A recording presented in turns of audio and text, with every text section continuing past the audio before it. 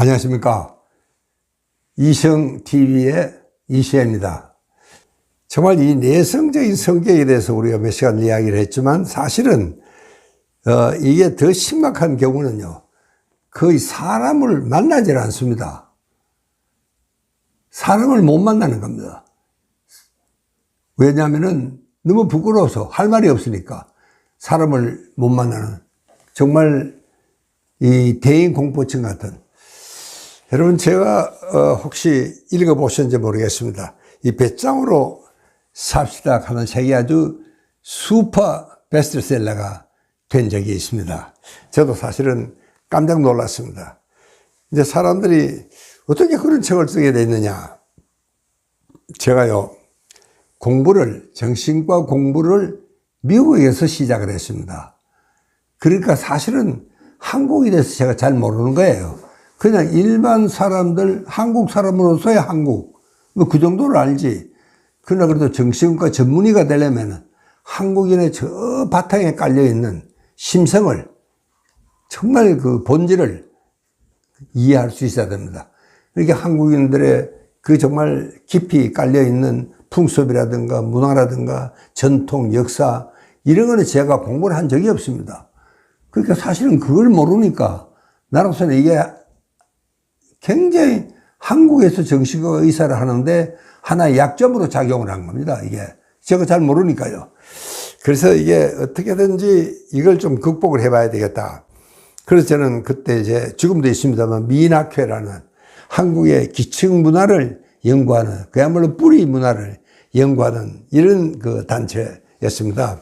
제가 거기에 정말 열심히 제가 따라다녔는데, 여러분, 그때 저는 정말 이 디스크 수술을 하려고 해야 된다 그러는데, 제 생각에는 이거는, 야, 네가 의사라 하는 녀석이 네 관리를 잘못해서 수술을 받는다 안 된다. 너는 고생 좀 더 해봐야 돼. 그리고 그냥 나왔습니다.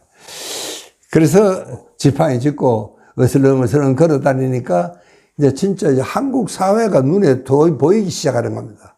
근데 그때 내 생각은 왜 우리 한국 사람은 이럴까? 조금 우리가 배짱에 있어야 되겠다. 너무 우리가 수줍어 가지고 말을 못하는 겁니다. 그 괜히 여러분, 우리가 이 큰 빌딩 같은데 아침 저녁으로 만나는 사람은 저 사람이 어느 빌딩에 무슨 회사에 있다, 이름까지는 몰라도 되게 알아요.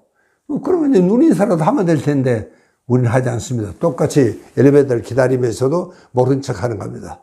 이 알아야 될 사이에 모른 척 하고 있으니까 굉장히 불편하죠, 사실은요.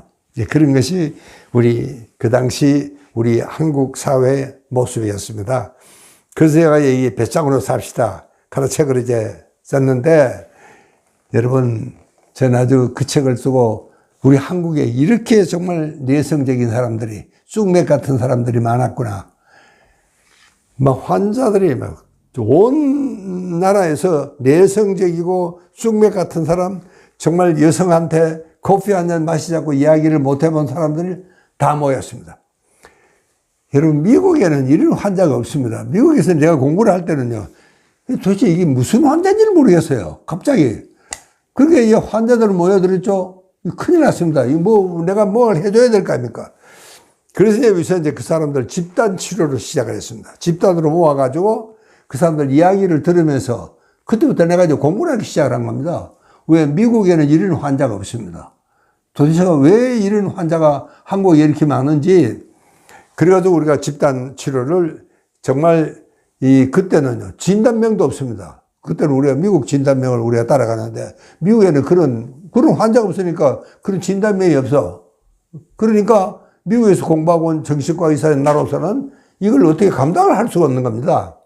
그래서 우리가 일단 이제 만들었는데, 일단 사람을 만나기를 두려워하는 겁니다. 그래서 내가 대인 공포증이라고 이렇게 이름 붙였습니다. 이건 제가 우역다짐으로 그렇게 한 겁니다. 그래서 대인 공포증 클리닉이, 이 집단 치료가 세계에서 처음으로, 당시 고려병원이죠. 지금 강북 삼성병원에서 열린 겁니다. 이게 우리 세계 최초입니다.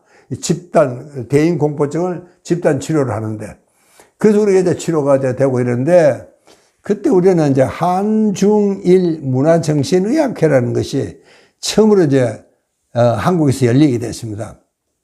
그때 우리가 신라 호텔에서 했는데 이제 각 나라 대표 7사람씩을 모여가지고 한 주제로 이야기를 하는데 그때 저는요 이게 너무 궁금해가지고 우리가 이 대인 공포증에 대한 이야기를 먼저 하자. 제가 그렇게 제안을 해서 그게 이제 선택이 됐습니다. 그래서 우리가 이제 하는데 제일 먼저 제일 저자가 그때 일본 나고야 대학의 주임 교수가 이제 발표를 했는데 도대체 저 양반이 내 케이스를 훔쳐갔나? 똑같은 거예요, 도대체가. 야, 이거 정말 신기하다. 그래서 제가 이제 그 이야기를 했더니 뭐 정말 폭소가 일어났습니다. 아무래도 저 가사라 교수가 내 케이스를 훔쳐간 것 같다. 나는 내 케이스 뭐 이야기할 것도 없다. 똑같다, 저 사람하고. 여러분, 이게요, 일본과 한국에만 있는 특징입니다. 그래서 우리가 이제 이 보고서를 올리고, 그래서 나중에는 이제 미국에서도 이제 이거를 이제 채택하게 되고, 저도 뭐 여러 번 미국에서 강연하고 이래가지고 이제 대인 공포증이 아니고 미국에서는 조금 더 개념을 넓게 해서 소셜 포비아, 이 사회적인 공포증이다. 이렇게 이제 바꿨습니다. 그래서 지금 이제 사회적인 공포증으로, 그리고 특히 이제 여기는 단순 사회 공포증도 있지만 또 가해형 사회 공포증도 있습니다. 그러니까 이제 남에게 나로 인해서 피해를 주는 것 같은 이런 생각을 하게 된다. 이거는 이제 우리가 너무 남에 대해서 배려심이 강해서 그렇습니다. 그게 일본과 한국이 똑같습니다. 그래서 지금도 이 미국의 진단명에는 요 문화는 이런 공격성 가해형 사회 공포증은 한국과 일본 문화에 많다. 지금도 미국 진단 기준에 그렇게 표현이 되어 있습니다. 이게 이제 우리 보고서가 올라간 이제 덕분이죠. 그래서 사실은 굉장히 혼이 났지만 저한테는 굉장히 의미 있는, 또 세계 정신의학회는 큰 공헌을 하게 된 이런 정말 참 계기가 돼서 저로서는 좀 상당히 아주 뿌듯하기도 하고 자부심이 있습니다. 그래서 지금도 이제 이 사회공포증 집단 치료는 강북 삼성병원에서 우리 후배들이 잘 하고 있습니다.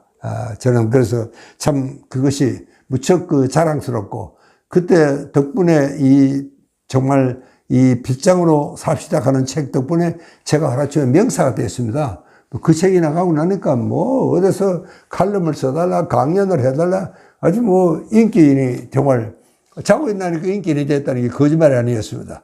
제가 그 덕분에 정말 참 좋은 출발을 하게 됐다. 저는 그래서 이 빗장으로 삽시다 하는 책은 저한테는 아주 각별한 그런 의미가 있고, 또 실제로 이 대인 공포증이 사회 공포증이라는 진단명으로 미국 정말 의학 사전에 그걸 이제 진단용 의학 사전이 따로 있습니다. 거기에 올라간 것도 우리의 공헌이다. 저는 그래서 참 자랑스럽게 생각을 하고 있습니다. 자, 이번 시간에는 그러니까 이 빗장으로 삽시다와 함께 대인 공포증이 미국 진단 기준에까지 올라가게 된 역사를 제가 잠시 말씀을 드렸습니다. 감사합니다.